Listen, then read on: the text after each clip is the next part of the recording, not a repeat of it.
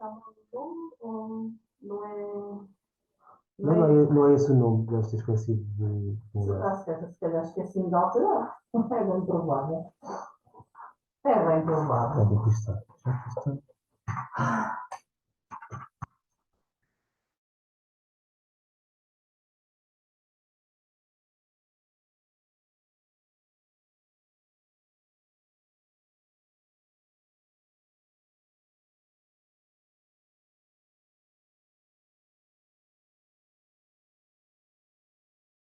Tempo. Muito obrigado a todos por estarem presentes. Este será então um webinar relacionado com o tema da segurança. Enfim, todos nós estamos bem alertas para esse tema. E quando o Pedro me lançou o desafio de o ajudar a planear e a preparar este webinar, uma das minhas questões, uma das coisas que eu lhe disse foi muito obrigado pelo desafio e, acima de tudo, será muito importante, muito interessante tentarmos que o webinar seja feito com a matéria-prima da casa, que foi pessoas que de alguma maneira têm uma relação com a casa. De modo que é com muito gosto e com muito orgulho que 3 das pessoas, dos oradores, são nossos ex-alunos de licenciatura. O Francisco colaborou também connosco no passado, enquanto docente, de modo que é mesmo com muito gosto e lá está, com algum orgulho que levamos a cabo este webinar, quer dizer, significa que estamos de facto a fazer algo de bom. E, sem mais delongas, vou passar então a apresentar rapidamente o primeiro orador. Relembro a todos mais ou menos como é que vai funcionar. Cada um dos oradores tem 15 minutos aos quais se seguirão 5 minutos de perguntas que existam. De modo que então o primeiro orador será o José Monteiro.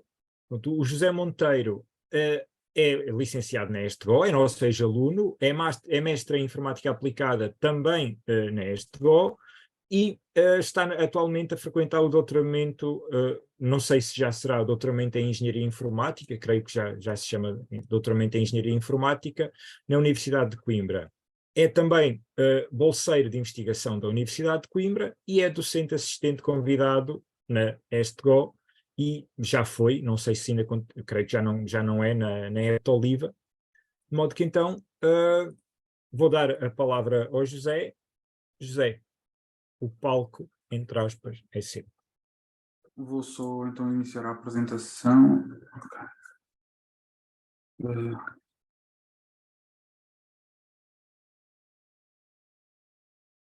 Conseguem todos ver a apresentação, certo? Sim, Okay. José. Então,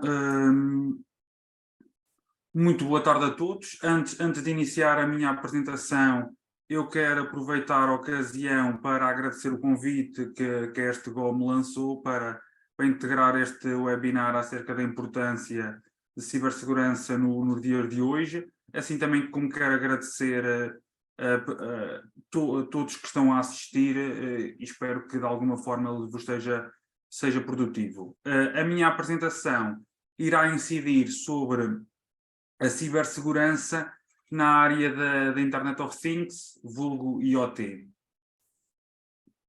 Isto não está funcionando muito bem.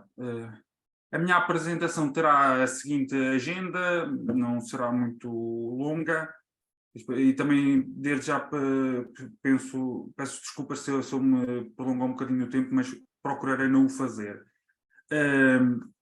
Antes de falarmos em segurança IoT, é primeiro necessário perceber o que é IoT. E quando falo de IoT, refiro-me a uma ampla rede de dispositivos interligados que coletam, partilham e analisam dados de modo a melhorar a nossa vida cotidiana. Estes aparelhos vão desde eletrodomésticos, wearables, até maquinaria industrial e infraestrutura urbana, em que os dispositivos, o que mostra que os dispositivos IoT estão cada vez a tornarem-se mais omnipresentes. À medida que os dispositivos IoT vão invadir as nossas vidas, torna-se necessária a existência de medidas robustas de cibersegurança. Com esta apresentação, pretendemos fornecer uma visão geral do panorama da IoT, destacar quais é que serão os principais desafios na área da segurança e também tentar disponibilizar um conjunto de boas práticas e diretrizes que auxiliem no desenvolvimento deste tipo de sistemas. Ok. Como mencionei anteriormente, os dispositivos IoT estão a tornarem-se parte integrante das nossas vidas, transformando vários setores e disponibilizando também soluções inovadoras para problemas tradicionais. Para melhor compreendermos a importância da segurança nesta área, é interessante que tenhamos uma breve percepção dos dispositivos que existem e quais é que são as suas aplicações. Podemos dividir os dispositivos IoT em duas grandes áreas. Uma, os dispositivos IoT de consumo e a outra, os dispositivos IoT a nível industrial. Nos dispositivos IoT de consumo, como o nome indica, acaba por incidir sobre os dispositivos que têm tarefas para o consumidor final, desde pessoas a famílias, e incluem os dispositivos como já falei anteriormente, aparelhos domésticos inteligentes, como termostatos, sistemas de iluminação, câmaras de videovigilância, wearables, desde smartwatches e também dispositivos de rastreio fitness. Ou até os que acabam, a nível doméstico, por serem mais caros, os assistentes pessoais como o Google Home ou a Alexa da Amazon.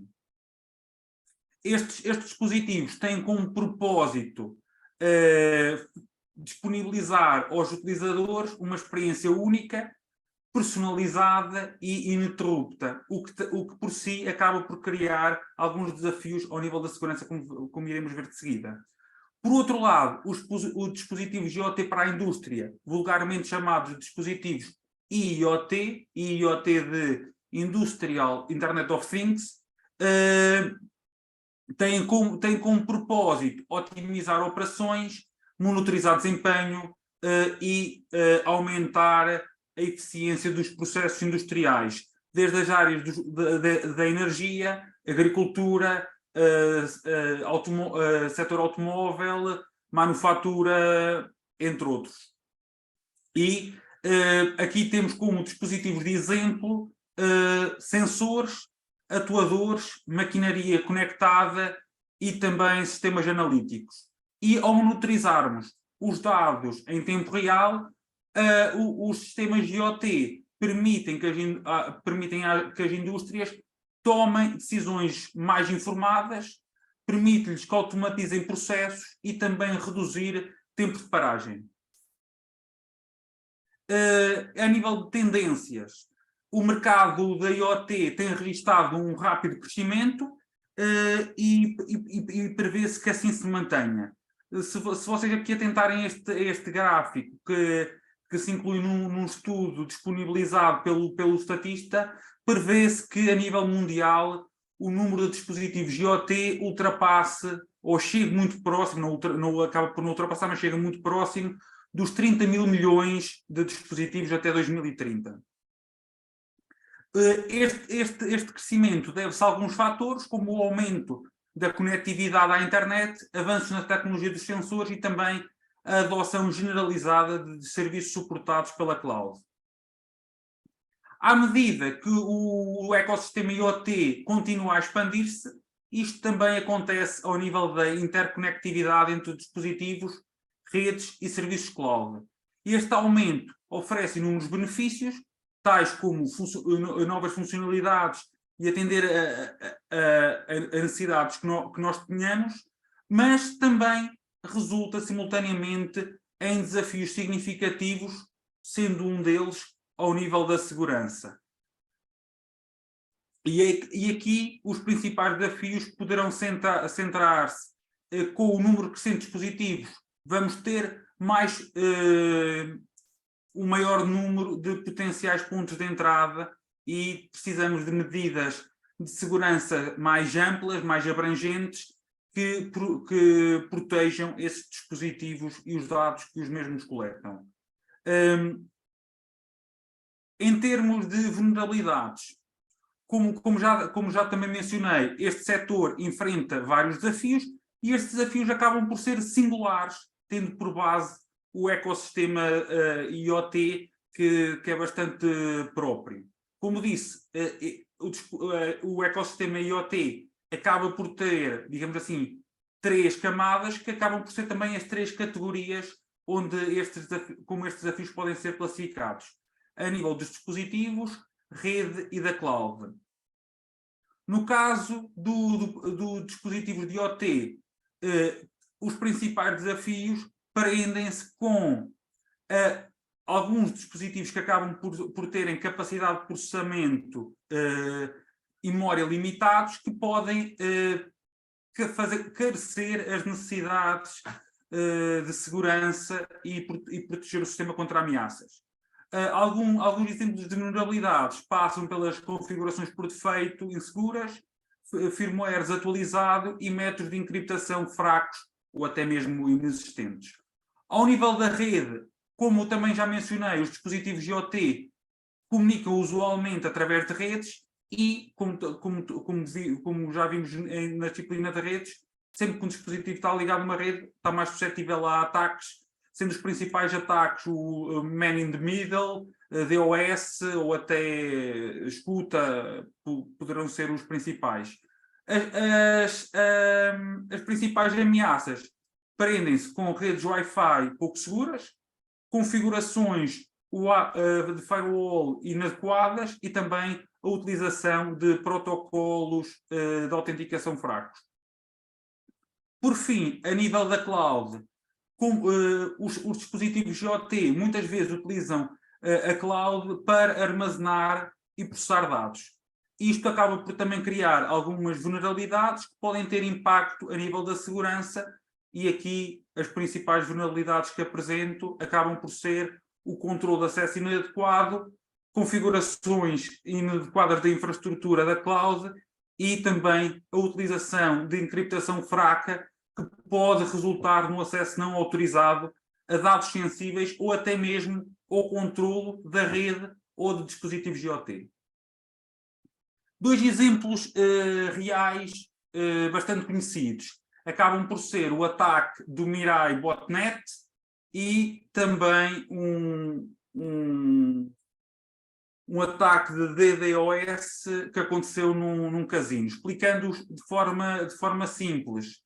No primeiro, o ataque do Mirai Botnet ocorreu em 2016 e utilizou dispositivos IoT que se encontravam mal protegidos para lançar um ataque massivo de DDoS. Eu tenho aqui um breve esquema para representar como isso aconteceu. No segundo caso, houve um hack num casino em 2008 que utilizaram um termostato de um casino que acabava por ter aberta a porta as configurações por defeito de acesso telnet, e a partir daí eles conseguiram ter acesso a todo o sistema e levou ao roubo de dados sensíveis dos clientes. Principais consequências. As violações estas violações de segurança acabam por ter consequências de grande alcance, afetando os indivíduos, empresas e podendo afetar mesmo cidades, uma vez que cada vez mais é comumente aceito o conceito de smart cities e até mesmo de smart regions. E aí nós também podemos classificar estas consequências em 3 áreas: custos financeiros, preocupações relacionadas com a privacidade e também segurança pública. No caso das primeiras, elas podem resultar em custos diretos relacionados com roubo ou fraude e custos indiretos que levam ao dano de reputação, pagamento de taxas legais ou multas regulamentares. No segundo caso, acabam por incidir em violações de segurança, podendo expor os dados dos clientes ou das pessoas envolvidas, levando a violações de privacidade e roubo de identidade. Por fim, os dispositivos IoT inseguros também podem ter implicações na segurança pública, particularmente quando falamos de infraestruturas críticas, como redes elétricas, sistemas de transporte, quando estes são comprometidos. E situações deste género podem resultar em danos físicos ou perturbações em grande escala de serviços essenciais. Basta nós pensarmos, se eu não estou em erro, acho que o filme, acho que é no Die Hard, já não sei qual é que acontece um problema do género. Como é que nós podemos mitigar estes riscos de cibersegurança? Podemos fazê-lo através da adoção de diretrizes e conjuntos de boas práticas. Eu dividi este conjunto de boas práticas em 4 grandes categorias, sendo a primeira o desenho e desenvolvimento de dispositivos IoT seguros. Aqui, os fabricantes devem incorporar elementos de segurança diretamente no hardware dos dispositivos IoT, e estes podem incluir mecanismos de arranque seguro, módulos de encriptação por hardware e também o desenho resistente à manipulação. Estas características podem fornecer uma base forte para a segurança dos dispositivos e protegê-los contra vários ataques. A segurança do software é bastante crucial também para garantirmos a segurança dos dispositivos IoT, e aqui os programadores devem seguir práticas seguras de desenvolvimento de software, tais como validação de entradas, estándares de codificação segura, auditorias regulares de código. Parecemos que estamos numa aula de engenharia de software. Além disso, devem ser fornecidas atualizações e patches para solucionar vulnerabilidades conhecidas e incrementar a segurança dos dispositivos ao longo do tempo.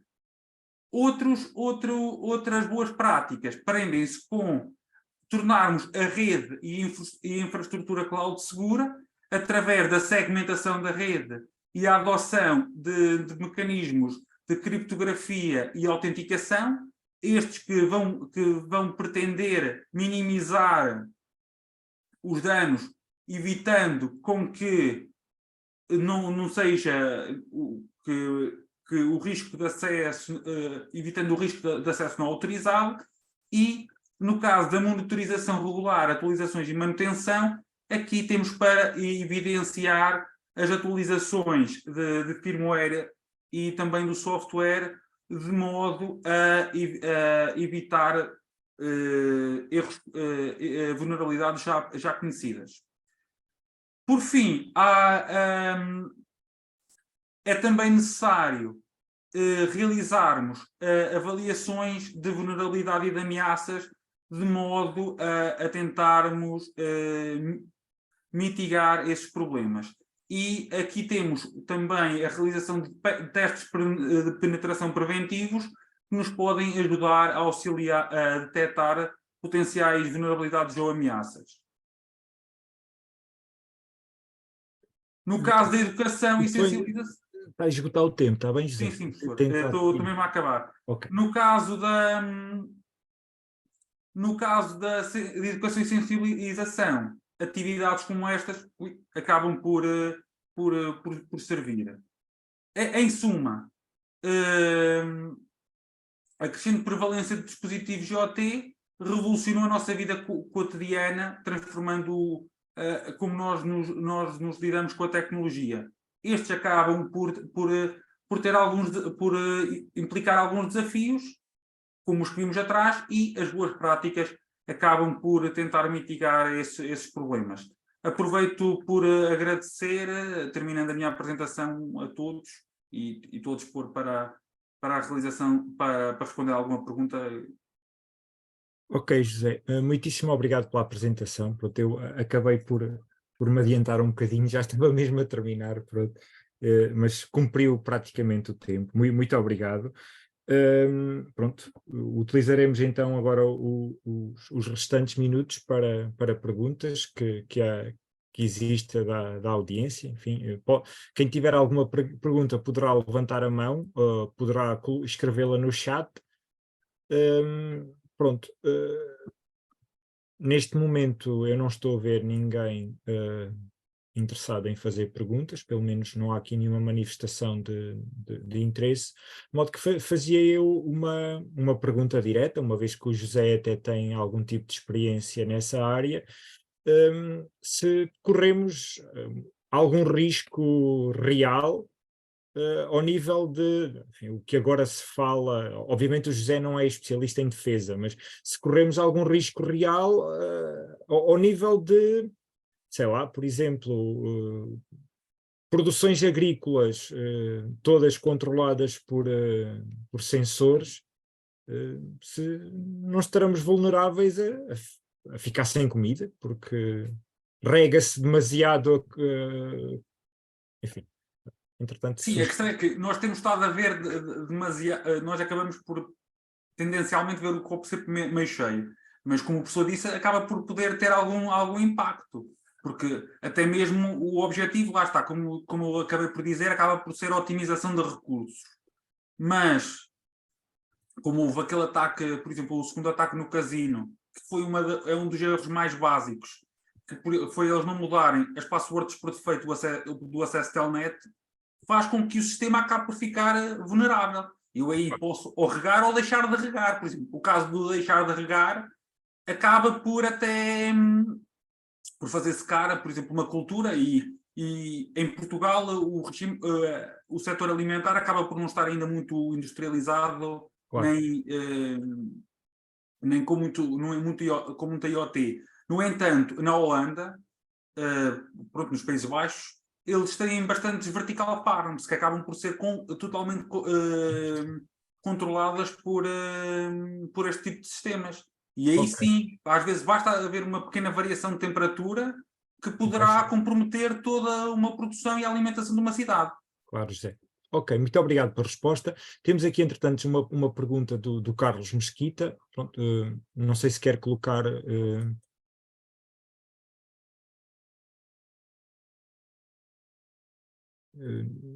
se calhar tenho que parar a apresentação para conseguir ver. Não, neste caso está a dizer... Já permiti para ele poder falar. Ok. Carlos, está-nos a ouvir? 4 horas por causa do feriado. Ok, se quiser falar, então... É isso. Ok, o que o Carlos diz, o que diz é, nas atuais smart homes existem muitos problemas de segurança. Pronto, eu não sei se é uma pergunta mesmo que queria fazer, peço imensa desculpa. Ok, o que fazer para colmatar a falta de segurança nos sistemas de smart casas inteligentes? Pronto, lá está. A minha área, por defeito, apesar de estar relacionada com o IoT, acaba por não ser a área das smart homes, acaba por ser mais a parte do setor industrial. No entanto, a resposta que eu vou dar acaba por ser um pouco genérica, nesse sentido, que acaba por incidir sobre a maior parte dos problemas que nós acabamos por ter na rede doméstica, que acaba por ser nós acabarmos por não alterar as passwords por defeito, deixarmos portos abertos que às vezes venham e que facilmente podem ser acedidos. Acho que acabará por incidir mais sobre isso, se bem que existem muitos sistemas IoT domésticos que eles nem sequer acabam por utilizar a internet, acabam por comunicar através de Bluetooth. E aí o problema acaba por ser outro, porque nós não... Aí acaba mesmo por ser pela proximidade e acesso à chave que eles têm. Ok. Enfim. Creio que já conseguiu responder, mais ou menos. Carlos, enfim, espero que tenha sido esclarecedor. Pronto, eu passaria então... muito obrigado, José, pela apresentação. Obrigado.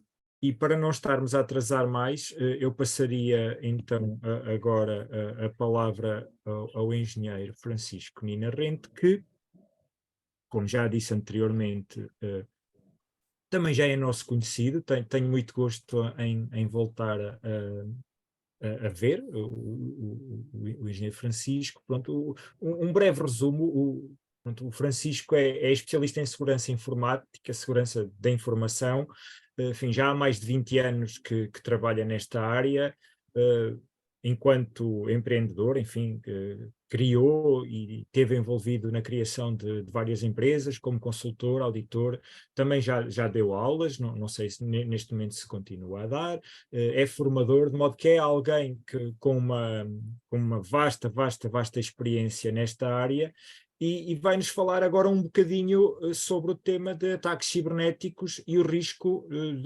daquilo que hoje em dia nós vivemos de perto, que é o trabalho remoto. De modo que, Francisco, muito obrigado uma vez mais e, a partir de agora, o palco é todo. Nuno, muito obrigado. É um prazer igual deste lado rever. Muito boa tarde a todos. Peço desculpa aqui deste interregno. Eu aparentemente liguei-me com o link de participante e não de palestrante ou de orador, e ter havido aqui um interregno. Bem, meus caros, isto como o slot é curto, eu optei por não criar nenhum tipo de conteúdo de suporte, slides, o que fosse. Vou-vos partilhar aqui algumas experiências e ideias que tenho posto em prática para mitigar estes riscos que o remote work trouxe. Antes disso, relembrar que, embora no momento imediato pós-pandemia acreditava-se que o caminho seria um full remote work, pelo menos em alguns setores, hoje em dia o entendimento geral é que tem uma ótica de cultura de recursos humanos e de bem-estar, ou happiness management, como hoje em dia chamam. É muito importante a proximidade, por isso o remote work sim veio para ficar, mas não de forma exclusiva, será um mundo híbrido, um modelo híbrido, e na nossa perspectiva de quem tem que proteger sistemas, o desafio é ainda mais complexo, porque se tivéssemos uma lógica em que nenhum dos ativos humanos, informacionais ou tecnológicos tivessem fora de premises, como dizem os ingleses, né, fora das nossas instalações, a lógica de proteção era uma, a maneira como se geria o risco e como se mitigava o risco era uma. Estando dentro de premises era outra, que é mais antiga. Agora estamos a apresentar um desafio híbrido em que temos que conseguir proteger as duas realidades. Isto, quer dizer, nada que não se possa fazer. Há um conjunto de abordagens mais ou menos consensuais para o fazer. Eu vou tentar expressar os principais pontos dessas abordagens. O primeiro ponto que faz diferir estas duas realidades é a noção de perímetro. Se antigamente qualquer rede tinha um perímetro, né, o conceito de há um determinado ponto que a partir do qual se considera rede ou redes internas, e contraponto, antes desse ponto seria internet ou redes públicas. Essa noção de perímetro já estava num processo de desvanecer com a introdução da cloud, mas o remote work obrigou a que isso efetivamente desaparecesse, não é? Muitos dos ativos das organizações, independentemente dos setores e do facto de serem privadas ou públicas, viram os seus ativos, principalmente humanos e informacionais, dados, não é? A saírem deste perímetro, se é que ele ainda existia. Este é um dos primeiros pontos a olhar com calma. Como é que nós controlamos os acessos aos ativos que ficaram dentro do suposto perímetro, a quem está de fora? Como é que garantimos que quem está de fora e está a estabelecer esse acesso é quem diz ser, ou seja, gestão de identidades? E por último, como é que em casos mais extremos, como acessos de administração, pessoas com competências de administração sobre esses ativos, os vulgos acessos privilegiados ou com privilégios elevados, como é que se gerem? Pronto, aqui à volta do perímetro há um conjunto de abordagens técnicas, de controles técnicos que podemos discutir, ok? O primeiro será garantidamente um balizar de perímetro, vulgo filtragem de tráfego com firewalls, UTMs ou Next Generation Firewalls, se quiserem usar os termos mais recentes. mas que basicamente compreende o isolamento do tal perímetro on-prem do resto da internet, deixando passar apenas aquilo que é suposto passar. Esse que é suposto passar, no caso do remote work, deve ser uma VPN, um dos seus vários formatos, ou o que o mercado acabou por chamar SSL VPN, que na realidade é um reverse proxy sobre um túnel HTTPS, ou uma VPN modelo, usando aqui um termo mais antigo, modelo Road Warrior, com as mais derivadas, as mais variadas stacks protocolares, desde TLS e PSEC, o que seja. Mas o conceito de há um único canal que tem accountability, ou seja, consegue saber o que é que está por lá a passar, quem é que gerou esse tráfego, e que é controlada à entrada, ou seja, a autenticação e autorização do acesso. E todo o resto do perímetro está fechado, eventualmente à exposição de alguns serviços públicos, mas o resto estará tudo fechado. É o conceito de blindagem de perímetro. Agora, estes serviços que estão expostos e que não são de acesso público, o site institucional, pronto, é um site institucional, não se consegue identificar qual é o ator que vai interagir com ele, por isso não há maneira de controlar esses acessos. Mas em serviços que nós sabemos à partida qual é a constituency, há uma palavra-chave, uma palavra, um acrónimo de 3 letras que é mandatório, MFA, Multi-Factor Authentication, que pode ter 2 ou 3 ou 4 ou 5 níveis ou o que for, depende do nível de maturidade que a organização tem e do nível de risco que está a controlar.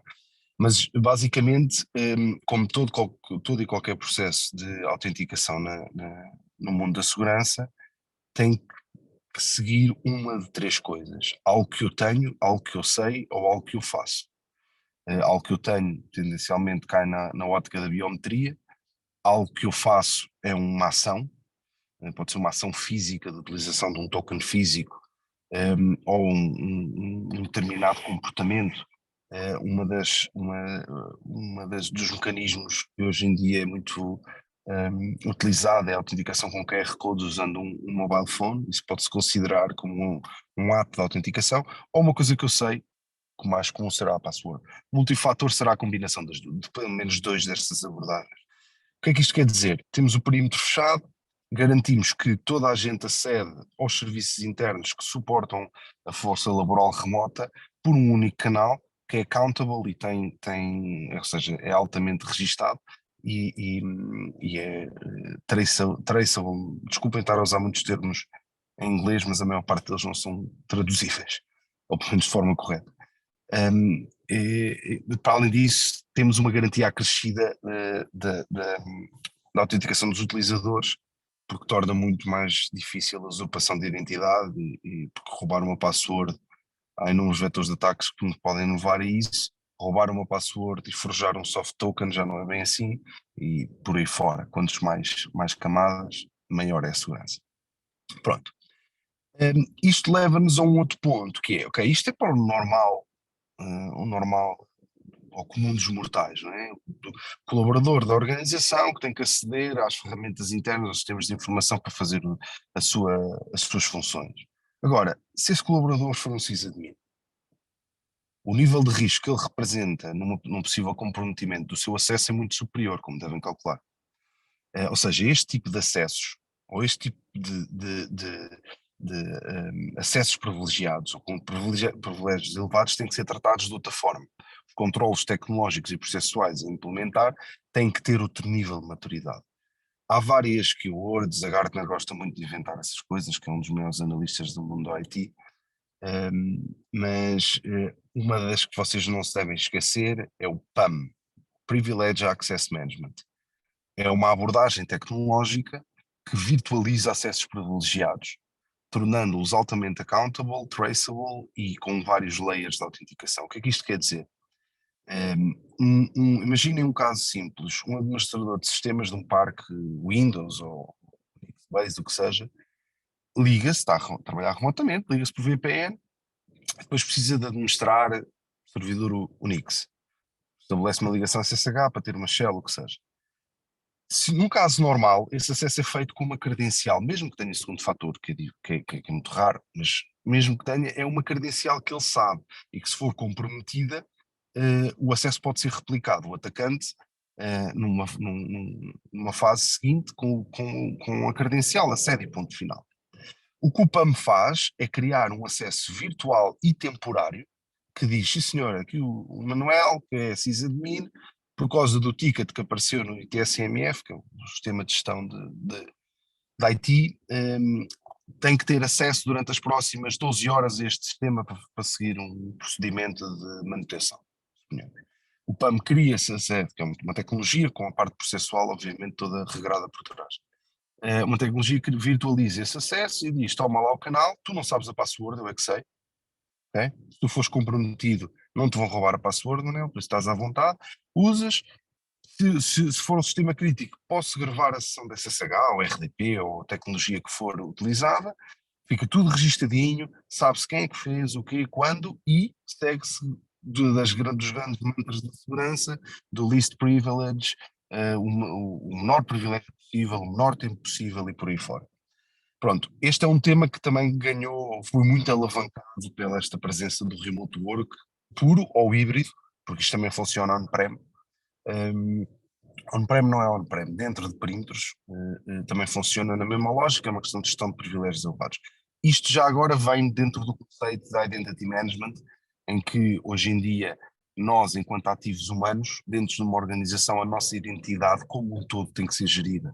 Se nós não soubermos quem é que é o Manuel, qual é que é a responsabilidade que ele tem, as ações que tem, com quem é que interage, que serviço é que pode aceder, por aí fora, eu não lhe vou conseguir aplicar os controles de segurança que necessito para controlar os riscos que ele está exposto.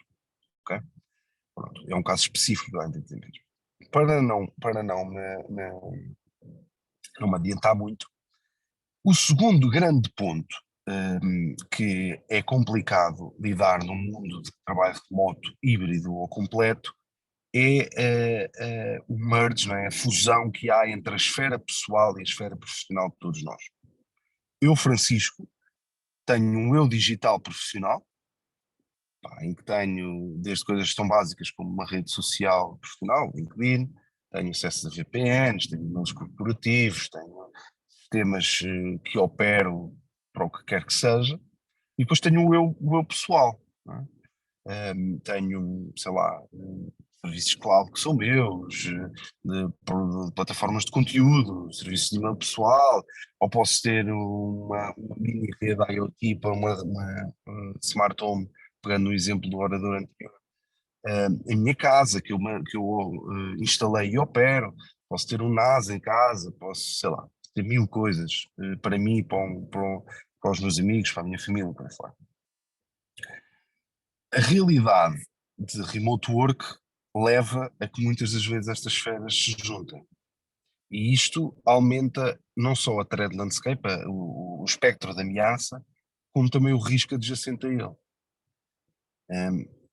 Só para terem uma noção, hoje em dia há muitos atores de ameaça, os threat actors, que se focam na esfera pessoal, atacam a esfera pessoal, que sabem que à partida terá muito menos barreiras, muito menos controles de segurança, muito menos processos, não terá monitorização e por aí fora, para depois conseguirem saltar para um dos sistemas profissionais.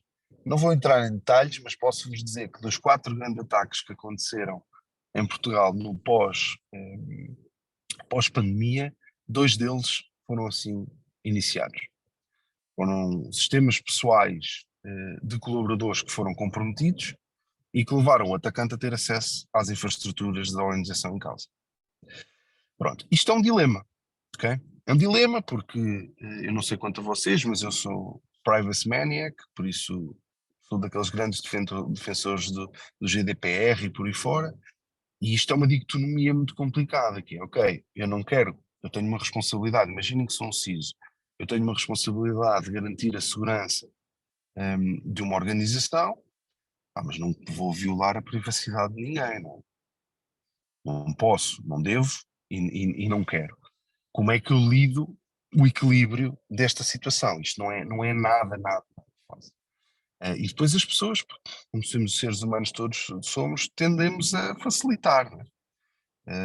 Eu tive situações, felizmente não nas organizações que trabalhava diretamente na altura da pandemia, mas em clientes que prestava serviços ou que prestavam serviços, tivemos situações em que de repente o laptop, o portátil profissional da pessoa, o EDR, pronto, que é um sistema de endpoint, de segurança de endpoint, posso de forma corriqueira dizer que é um antivírus com muitos esteroides, começou a apitar por tudo que era lado. Nós fomos, o que é que se passa?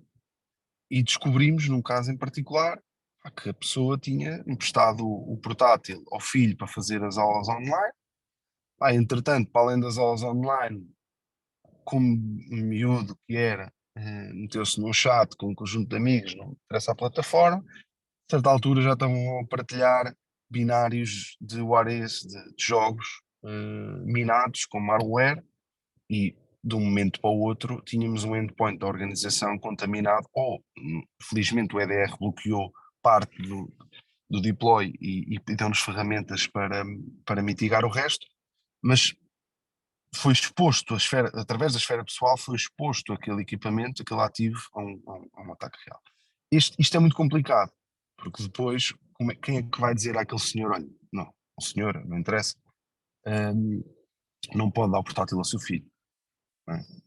Realmente se fomos nós, a malta do IT, tipicamente, ou infelizmente ainda não se mudou o paradigma organizacional em que a malta do IT é vista como os gajos chatos dos computadores e não percebem que a sociedade vive de informação e que para o bem e para o mal vão ter que lidar com a responsabilidade que nós temos.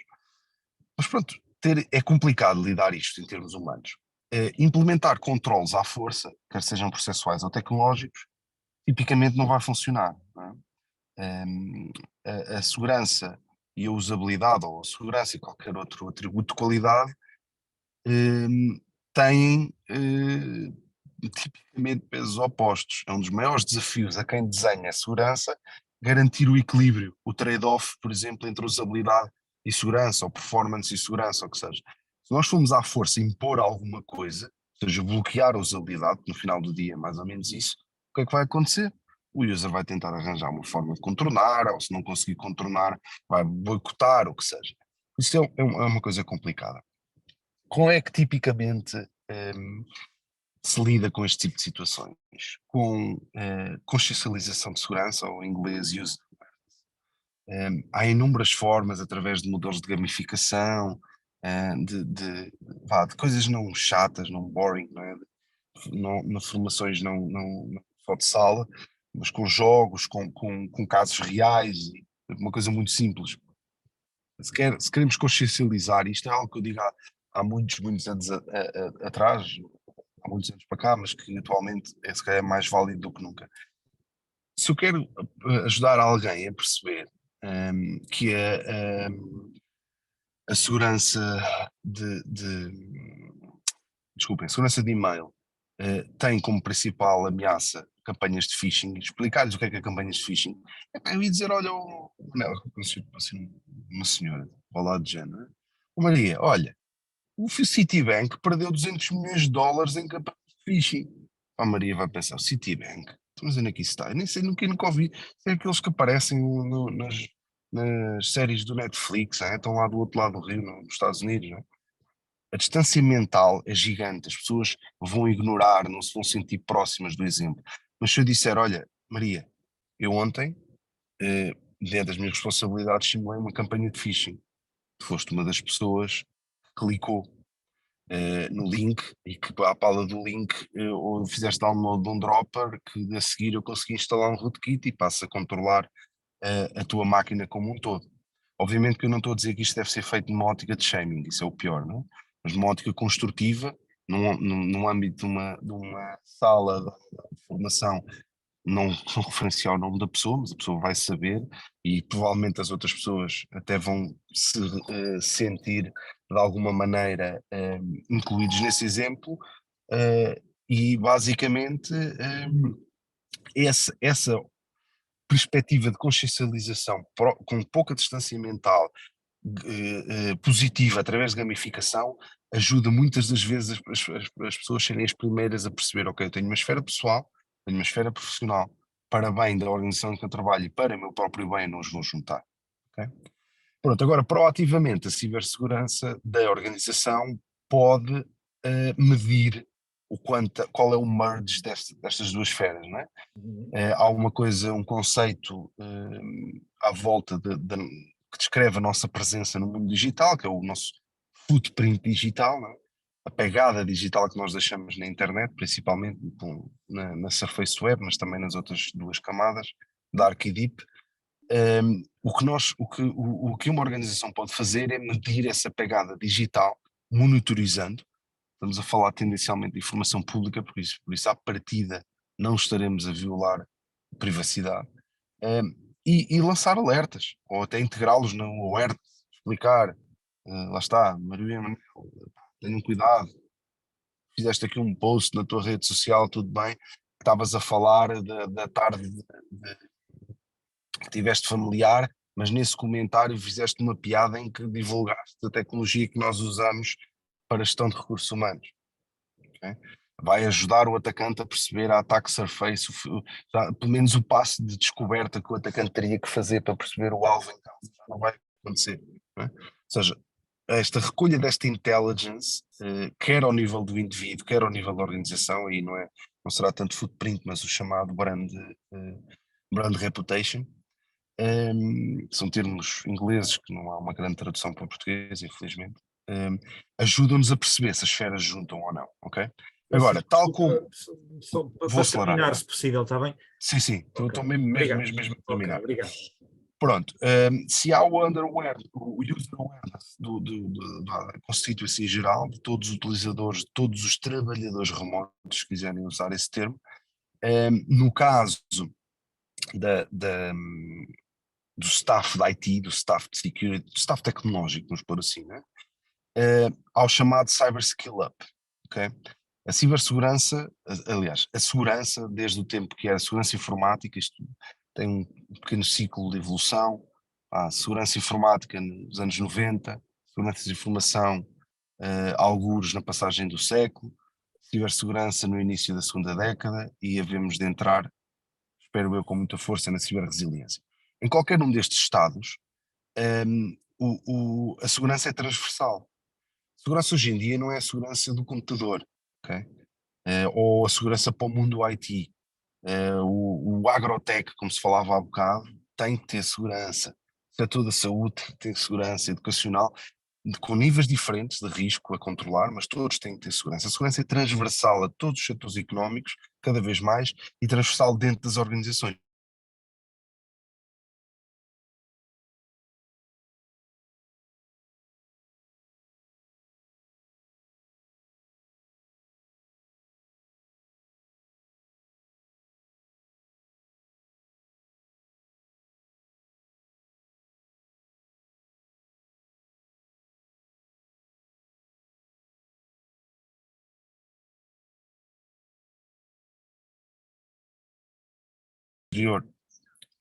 Segmentar e segregar a rede, perceber o mínimo de conceitos, ou porque é importante fazer desenvolvimento seguro e por aí fora. Cyber Skill Up para garantir que nós, enquanto atores tecnológicos, não misturamos a nossa esfera pessoal à profissional. Obrigado. Ok, Francisco, muito obrigado. Uma apresentação bastante interessante. Passava agora, então, algum tempo para perguntas, já que temos uma pergunta, pelo menos um participante com uma pergunta, de modo que, se possível, eu gostaria que o Hugo, então, neste caso, pudesse colocar a sua pergunta. Hugo, não sei se tem som. Ok, força. Antes de mais, parabenizar a iniciativa e parabenizar os oradores. A minha questão é, sabendo nós já das vulnerabilidades que existem, dos perigos que são reais, desta fragilidade que vem evidenciar-se com o trabalho remoto, qual é o nosso papel, o que é que nós podemos fazer para minimizar estes riscos? Eu percebi que em termos da palestra já referiu alguns, mas o que é que acha nós, enquanto agentes ativos, podemos fazer? E em termos legais, não seria importante também haver mais alterações para proteger, por assim dizer, as organizações, todo o mundo online que já existe, a nível nacional principalmente? Hugo, muito obrigado pela pergunta, extremamente pertinente. Começando pelo final, há inúmeros quadros legais que já o fazem, ok? No nosso, vamos limitar-nos à nossa realidade. Na Europa há duas diretivas, a NIS 1 e a NIS 2, que têm imensos, ou propõem imensas ações e controles e atividades que batem nos temas que eu falei agora, ok? Pode não lá ter a dizer, isto é para proteger, para securizar o reprodutor. Não é isso que diz, ok? Mas fala na importância do controle de acessos, na gestão de identidades, gestão de riscos, gestão de ativos.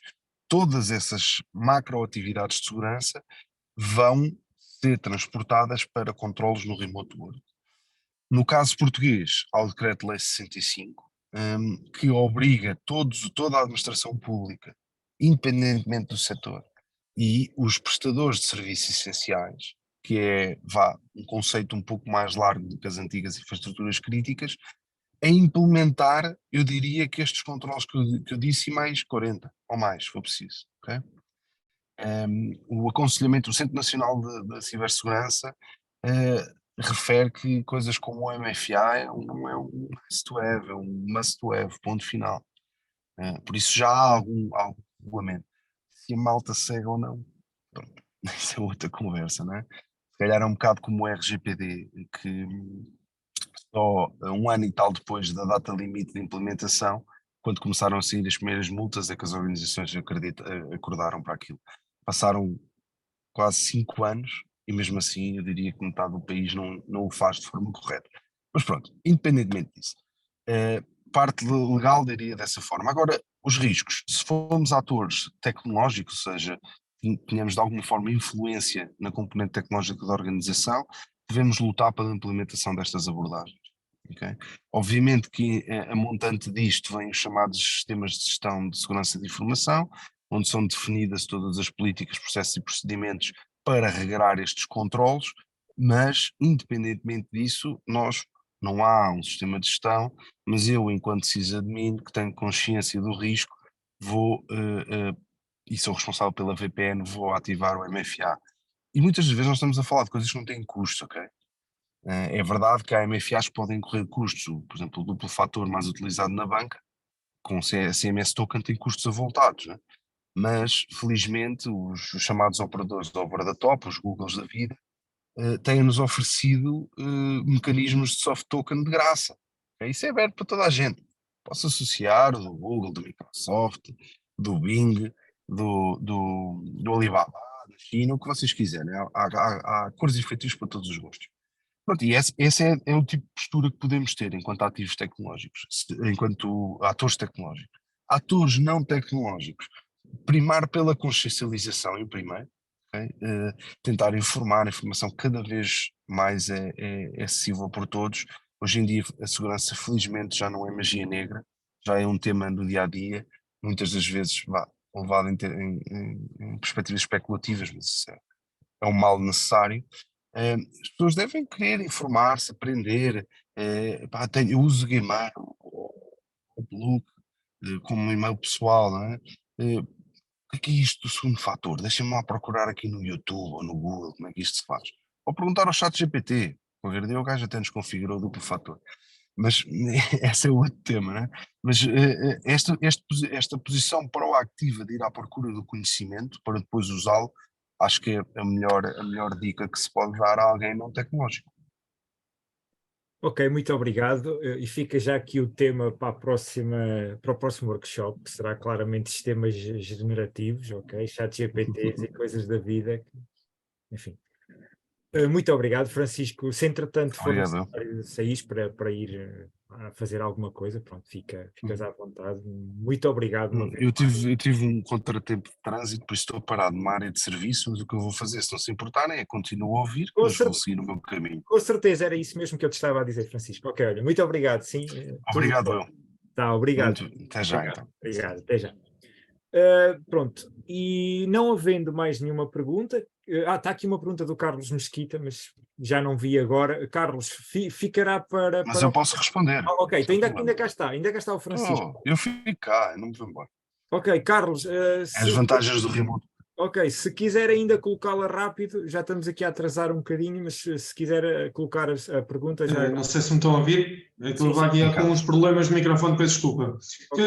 Eu questiono aqui, eu coloquei o chat, mas entretanto vi que não ouviram. Passa a expressão. Questiono se não havia de ser obrigatória a formação na função pública, nomeadamente a cibersegurança, uma vez que tem ao seu dispor, cada utilizador, dados muito sensíveis. E quando eu digo cada utilizador, digo o utilizador mais básico, não é? O registro de uma limpeza de fossas, automaticamente é verdade que são regidos por muitas regras e têm a seu dispor, devido à função que exercem, muitas regras e responsabilidades, mas ao mesmo tempo, inadvertidamente, como um e-mail, como há pouco deu o exemplo, podem ser atacados sem o saberem, não é?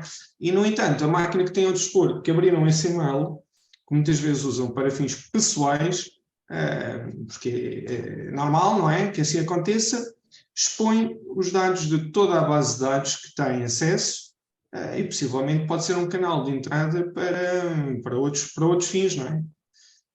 Seja autarquias, sejam serviços públicos das finanças, seja o que for.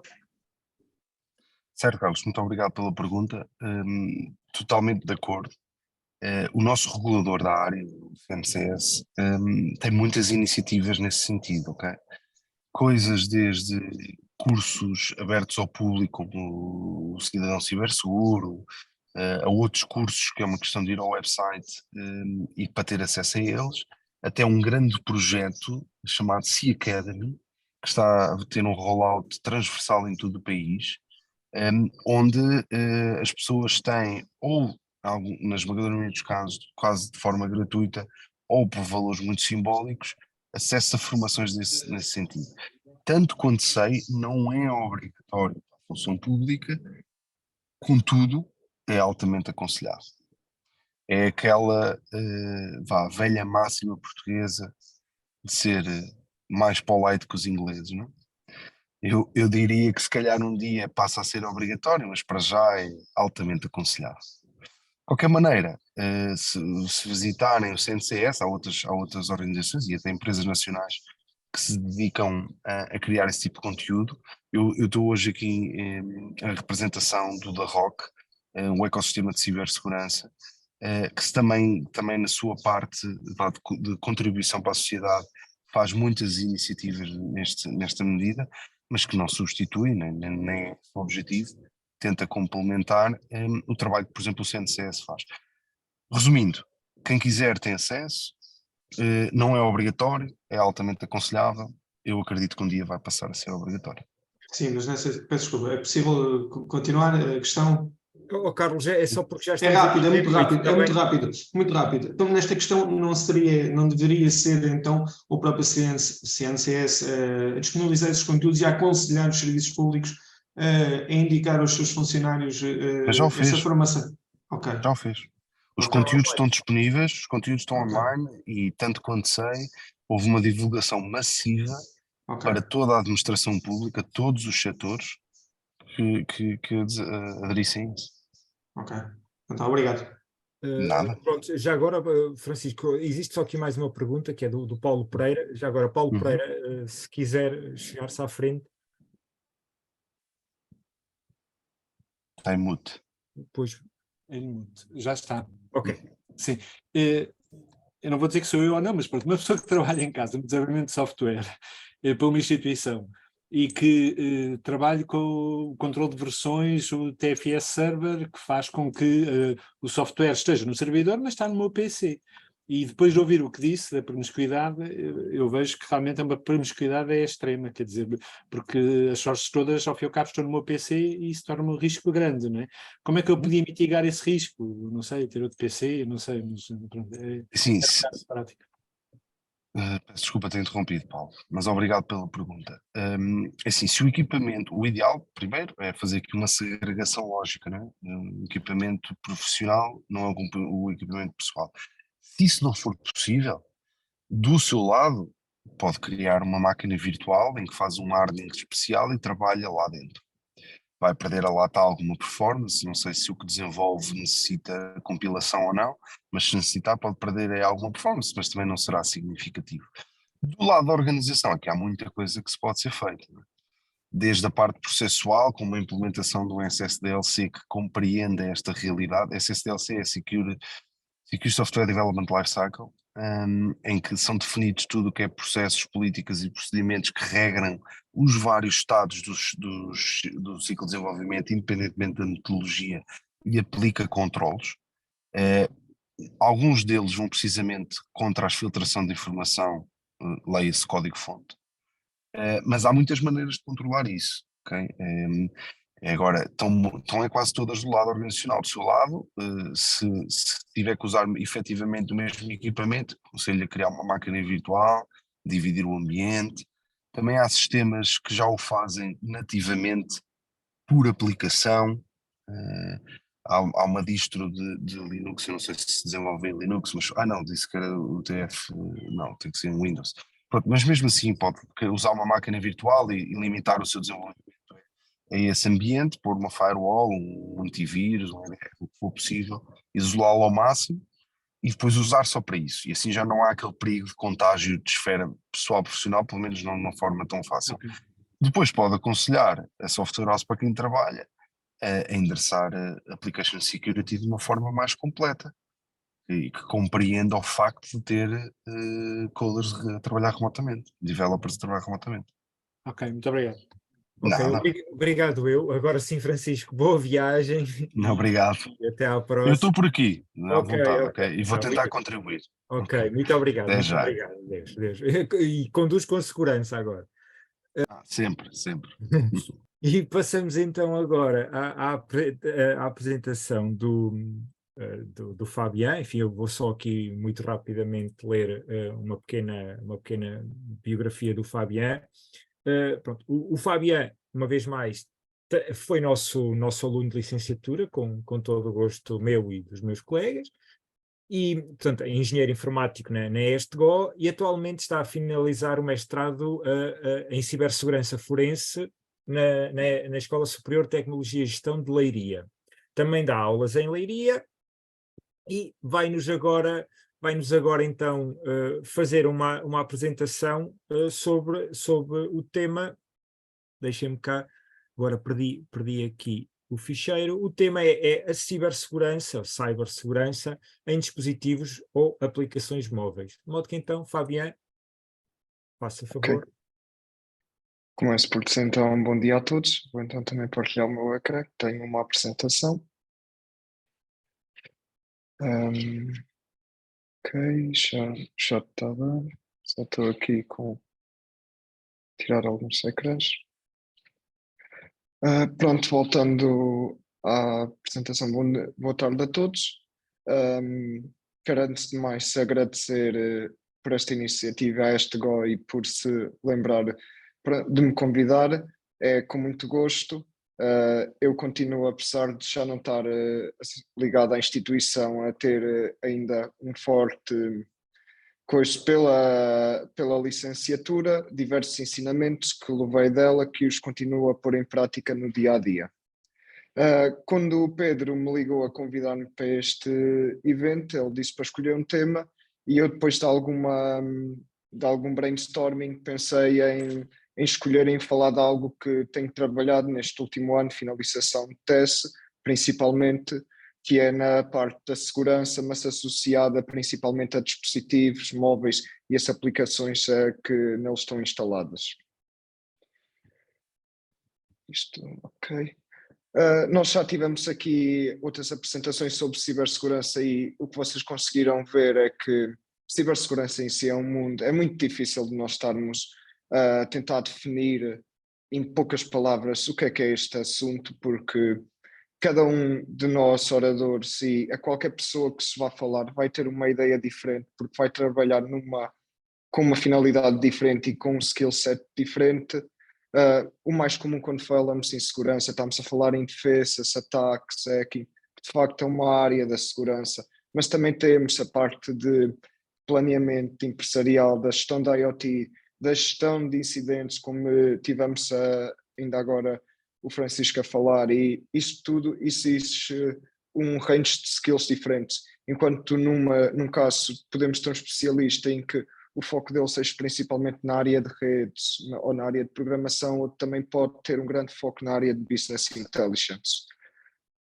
A área que vos hoje falo, na parte dos dispositivos móveis, principalmente, consegue-se dividir em diversas áreas. O mais comum é nós associarmos só aos programadores, desenvolvedores de apps móveis, a questão da segurança, mas também está a ter um grande foco na parte de investigação criminal, a qual eu estou associado, do forense digital, conseguirmos em si identificar falhas em telefones, os dados, a obtenção deles e como tratá-los. A apresentação em si está dividida em 3 grandes pontos, é uma apresentação curta. O primeiro, onde falo em si de dispositivos móveis, o que são, porque é que constituem então uma importância na segurança. 2 é um pequeno apanhado dos diferentes perigos a que estão expostos e exemplos de ataques que já foram realizados. E por último, o que fazemos para mitigarmos estes ataques. Começo então por falar o que é um dispositivo móvel. Não é nada de novo para nós. Todos nós temos um dispositivo móvel, muitos de nós até estamos agora nesta webinar a partir de um dispositivo móvel, é o que nós podemos considerar um dispositivo eletrónico que consegue ser transportado facilmente e o aspecto principal é que tem comunicação de rede. Temos diversos exemplos desde quase todos os smart devices atuais, desde telemóveis, wearables, tablets, portáteis, podem ser considerados numa scope maior ou menor um dispositivo móvel. O mais comum, claro, nós conhecemos agora os smartphones e cada vez mais está a subir em si a utilização dos wearables, smartwatches e smartbands. Mas agora em si não é fácil saber o que é um dispositivo móvel, mas porquê esta importância deles no contexto da cibersegurança. Agora eu irei apresentar alguns pontos, alguns deles já foram até falados pelos outros oradores nas apresentações deles, e eles dividem-se em si em principalmente 5 motivos. Um dos maiores motivos, e não é nenhuma descoberta para nenhum de nós, é que o número de dispositivos tem aumentado exponencialmente. Olhamos há 20 anos atrás, ou até nem precisamos de andar 20 anos para trás, há 10 anos atrás, subiram a utilização de número de dispositivos para os milhões, passa os 1000 milhões. Todos nós, agora as crianças desde pequenas já têm pelo menos um smartphone, e muitos de nós têm múltiplos dispositivos, múltiplos smartphones, portáteis, smartwatches, etc. Quanto maior o número de dispositivos, é normal também que a nossa área de ataque seja maior, seja mais fácil de dar exploit, de ser alvo de um ataque. O segundo ponto é um ponto que, infelizmente, apesar de já estar a ser mitigado, ainda continua a ser algo muito comum, é que dispositivos móveis são conhecidos por serem vulneráveis. É normal, principalmente em dispositivos Android, não são vulneráveis, não é por vontade própria, mas é uma consequência de como são desenvolvidos. São sistemas abertos em que qualquer pessoa pode desenvolver para eles, e de momento que por ano temos à volta de 40 milhões de aplicações a existirem no Play Store, é normal que existam diversas aplicações que possam ter vulnerabilidades. Isso tem vindo a diminuir, principalmente a Android está a começar a ter um sistema de filtragem melhor, mas com o número de aplicações a serem publicadas por dia é muito difícil ter essa filtragem, conseguir apanhar tudo o que é mau e só publicar o que é bom. O terceiro ponto é o ponto que em si, na minha área, é de maior interesse, que é o armazenamento de dados. Nós chamamos normalmente a telemóveis uma black box, porque atualmente, caso seja um telefone quando temos uma investigação criminal, caso os dispositivos que são apreendidos, normalmente o telefone é o melhor dispositivo de todos, porque a partir do telefone nós conseguimos normalmente reconstruir o perfil todo da pessoa. Enquanto há uns anos atrás só conseguíamos ter mensagens e normalmente logs de chamadas das pessoas, atualmente conseguimos ter uma massiva informação, desde informação bancária à informação pessoal, a mensagens, principalmente agora pela questão das smartwatches e smartbands, são quase como o médico digital que temos connosco. Conseguimos muitas vezes saber àquela hora onde é que a pessoa esteve, o seu batimento cardíaco durante aquelas horas, e já não foram poucos crimes que foram resolvidos a partir desse relógio. Ao ter esta quantidade de informação pessoal das pessoas, torna-se apetecível para atacantes. A venda de informação privada é uma coisa que ainda acontece muito na Dark Web, e a maioria dos ataques normalmente feitos a pessoas individuais é com o objetivo deste roubo e venda de dados. O quarto ponto é uma coisa comum, quase todos nós, quando vamos a um sítio novo, a primeira coisa que fazemos é logo ligar o nosso telefone àquela rede. É normal, mas como vimos na apresentação anterior, qual é o problema?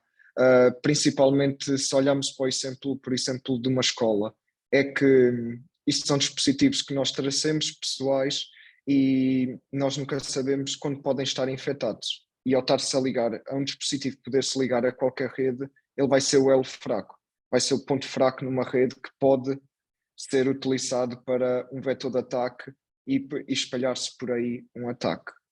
E o último ponto vem pegar no anterior, que é um tema que chegámos a falar em cadeiras da licenciatura, que é o BOD, ou por extenso Bring Your Own Device.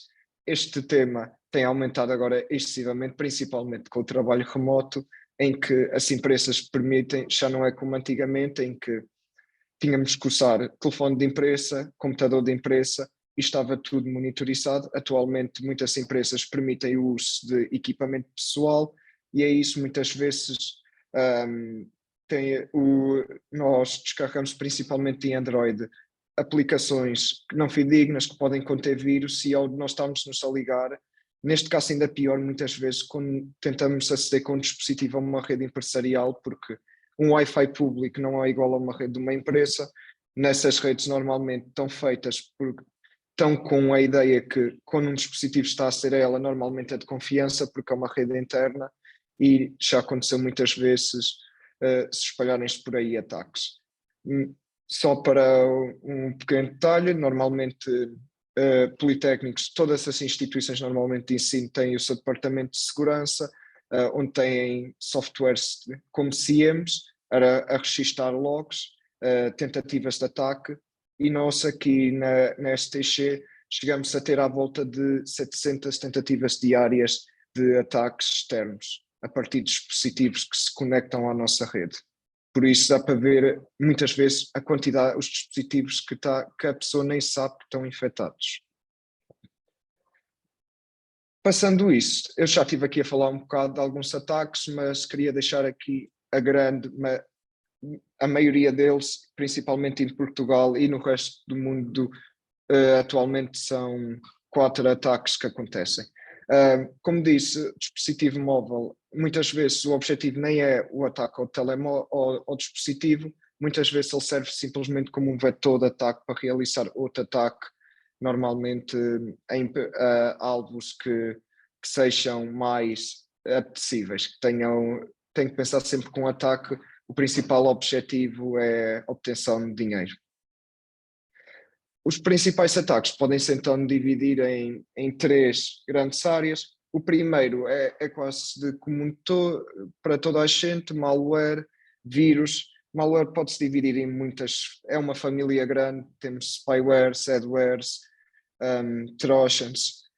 Apesar de muitas pessoas não estarem tão familiarizadas com malware em dispositivos móveis, como estão, por exemplo, em computadores, é algo que é muito comum acontecer, principalmente porque as pessoas não têm o conceito de segurança que têm no seu dispositivo móvel, que têm, por exemplo, num computador. Muitas vezes abrem qualquer tipo de link, descarregam qualquer tipo de aplicação e são instaladas coisas que a pessoa nem dá conta que estão a correr por trás. O segundo ponto é um ponto que já não é tão comum, mas ainda acontece muito, é a criação de aplicações falsas. Uma coisa que um dos pontos bons e maus do sistema operativo Android é que qualquer pessoa pode criar aplicações e publicá-las, e normalmente nós conseguimos até descarregar uma aplicação, alterar um bocado o código de fonte e normalmente não republicar no Play Store, mas podemos espalhá-la aí pela internet. E já não é o primeiro caso, nem o segundo, de pessoas que basicamente alteram um bocado, por exemplo, o WhatsApp, mandam-no a pessoas que não têm tanto conhecimento técnico para tentar cair, para roubar informação. Há um ano atrás, 2021, por exemplo, no Play Store apareceu uma aplicação idêntica ao Signal e chegou a ter 100 mil downloads. A aplicação não passava do login, a pessoa tentava meter as credenciais e parava aí. O que a aplicação estava a fazer era fazer um recorde de todos os logins das pessoas e roubar assim as credenciais de autenticação deles. Atualmente já é muito mais difícil isto acontecer, o Play Store tem muito mais protocolos de proteção, mesmo o sistema operativo Android, fazendo o scan do certificado da aplicação, mas mesmo assim ainda é comum pessoas simplesmente ignorarem os avisos. E o terceiro, e se calhar o ataque mais comum a acontecer em Portugal e no resto do mundo, qualquer tipo de área de informática, nem tem que ser informática, é o phishing. Todos nós já recebemos SMS, provavelmente do CTT, a dizer que temos uma encomenda na alfândega, ou da Microsoft ou da Google, que a nossa conta expirou e para abrir um link.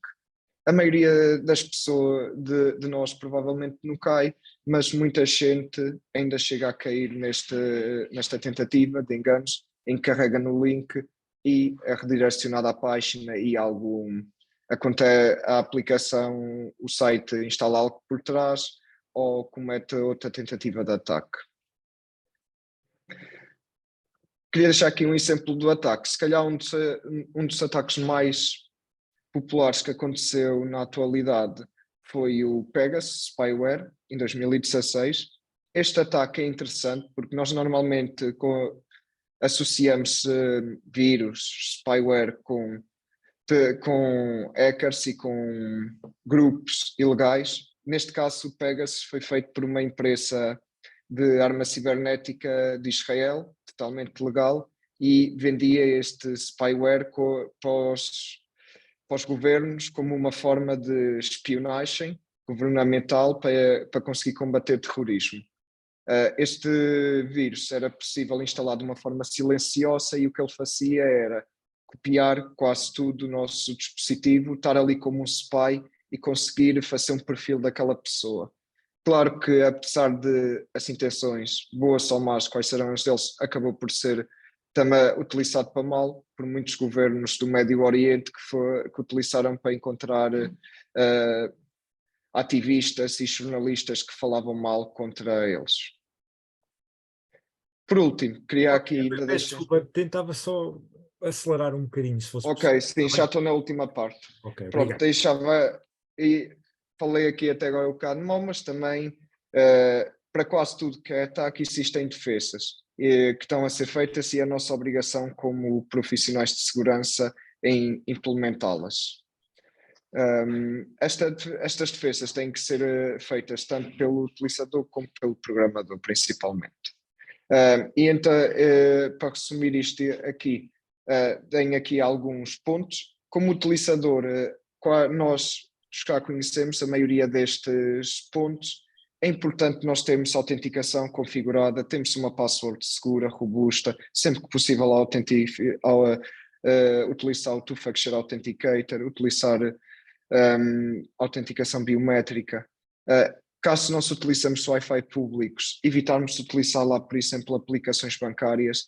Isto porquê? Porque nós nunca sabemos quem está a captar o tráfego nessa rede, então devemos tentar não utilizar aplicações de dados confidenciais, ou se tivermos, utilizamos no mínimo uma VPN para encriptar o nosso tráfego.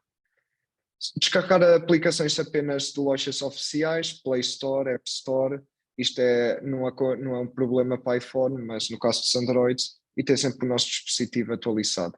O caso do programador, é importante ele seguir uma metodologia de Secure by Design, aplicar boas práticas de programação e de segurança desde o início da idealização até à parte da programação.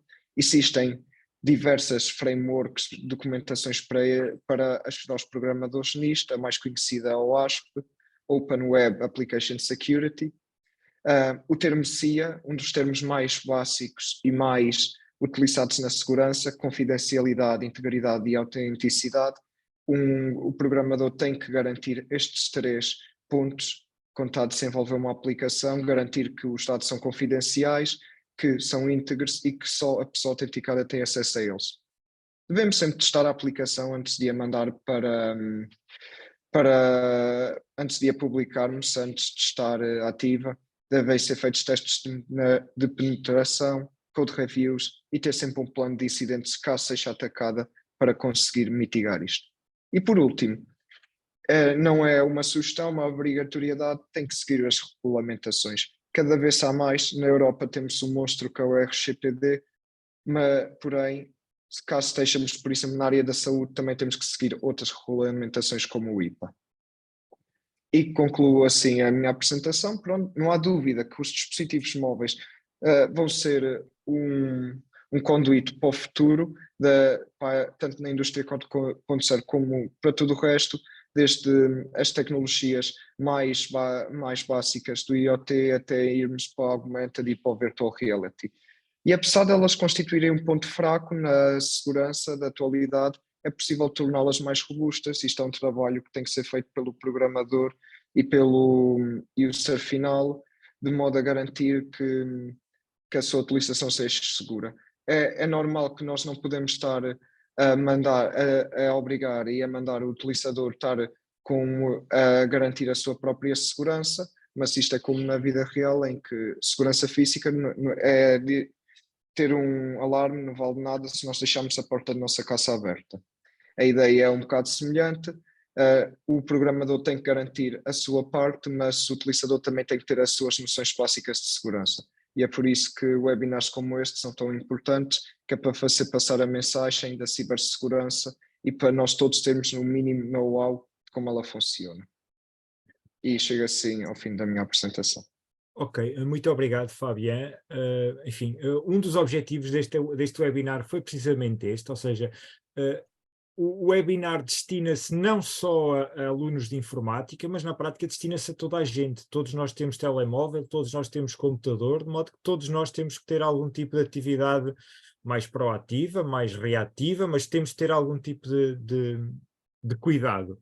De modo que então passava agora a palavra aos participantes que estão a assistir, no sentido de saber se alguém tem alguma questão. Pronto, já aqui temos o Paulo com uma pergunta, de modo que então, força, Paulo. Tenho curiosidade só de uma coisa, eu não percebo muito de segurança, mas vejo que o home banking tem feito o multi-factor authentication, manda uma mensagem para o meu telemóvel para eu inserir um código.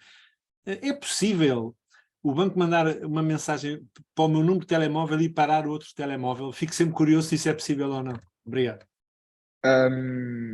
De facto, existem esse tipo de ataques. Se caso a rede de banco seja atacada, pode ser feito um redirecionamento, só que ataques como esse já estamos a ir para uma esfera das probabilidades.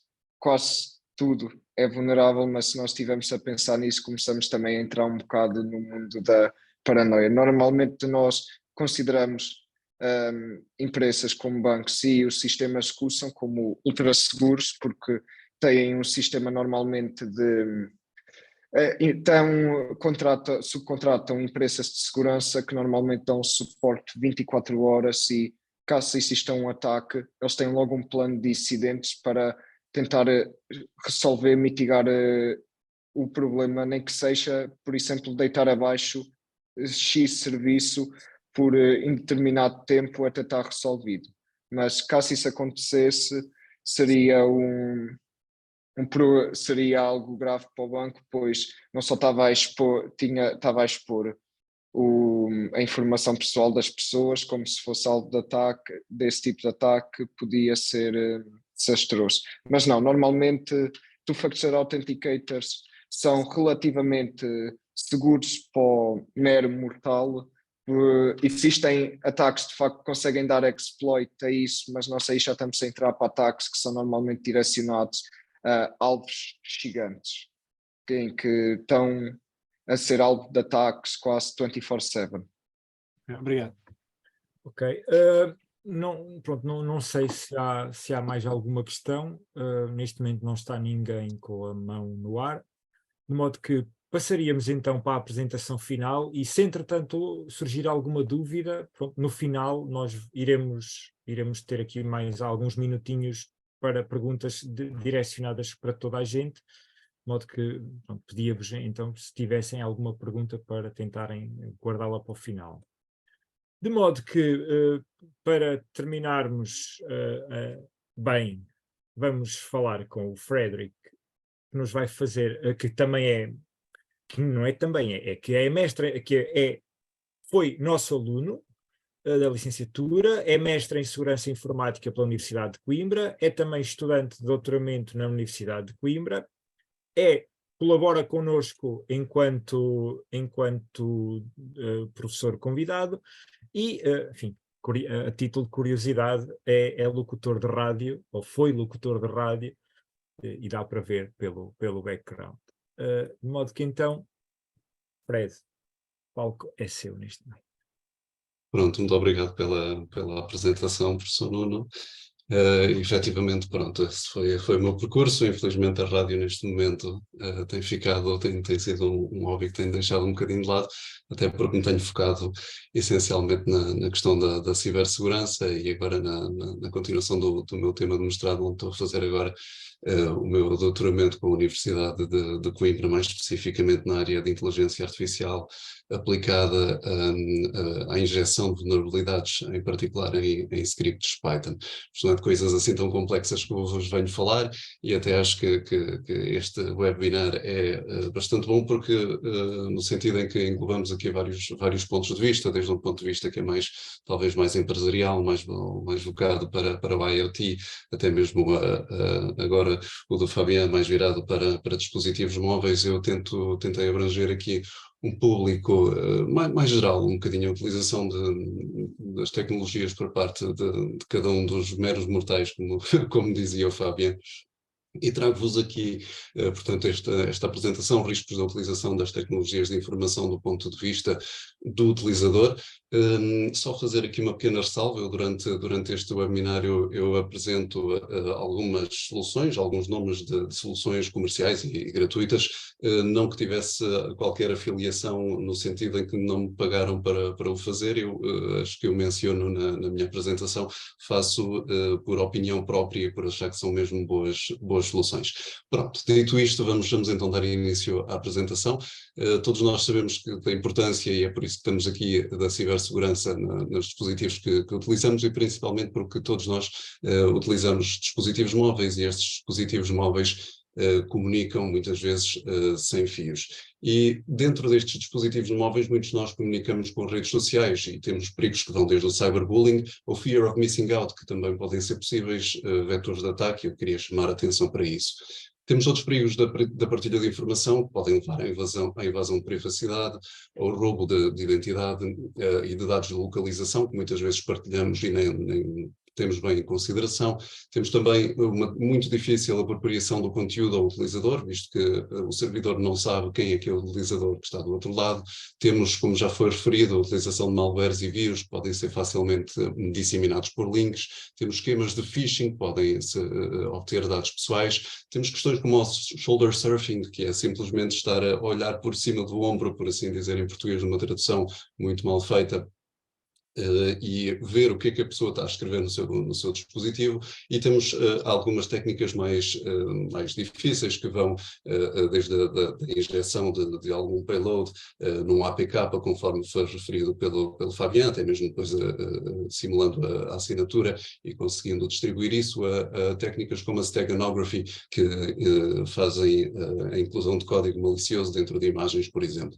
Há ainda outras questões mais superficiais, como os burlões românticos, um tema que é bem revisto no Extremamente Desagradável, um programa da Rádio Renascença, especialmente neste programa O Sargento da Síria. Se não conhecem, procurem. De toda forma, a questão da partilha de informação pessoal começa sempre pela password, e temos de ter alguns cuidados para não cair em situações bastante ridículas como esta. We're talking about cybersecurity today and how safe people's passwords are. What is one of your online passwords currently? It is my dog's name and the year I graduated from high school. Oh, what kind of dog do you have? I have a 12 Papillon. And what's his name? Jameson. Jameson. And where'd you go to school? I went to school back in Greensburg, Pennsylvania. What school? Hempfield Area Senior High School. Oh, when did you graduate? In 2009. Oh, great.